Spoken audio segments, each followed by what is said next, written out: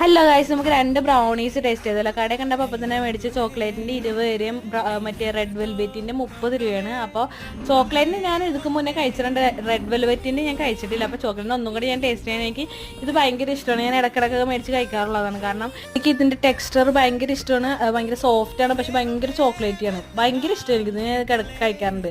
നല്ല അടിപൊളിയായത്. ഇത് ഓൾറെഡി ഞാൻ കഴിച്ചിട്ടുള്ള കാരണം എനിക്കിത് ഓക്കെ. അപ്പം ഞാൻ പ്രതീക്ഷ എന്താണെന്ന് പറയുക, റെഡ് വെൽവെറ്റ് ആയിരിക്കും ഇതിനേലും ടേസ്റ്റ് എന്ന്. കാരണം റെഡ് വെൽവെറ്റിൻ്റെ കേക്ക് എനിക്ക് ഭയങ്കര ഇഷ്ടമാണ്. അപ്പം ഞാൻ അതായിരിക്കും നല്ലതെന്ന് വിചാരിച്ച് ഞാൻ റെഡ് വെൽവെറ്റ് നല്ല രീതിയിൽ ഞാൻ പൊട്ടിച്ചൊക്കെ കഴിച്ച് നോക്കണേന്. തുറന്ന് വന്നപ്പോൾ തന്നെ എനിക്കത് വലിയ കാര്യമായിട്ട് തോന്നിയില്ല. കാരണം ഭയങ്കര കട്ടി കൂടുതലാണ് അതിന്.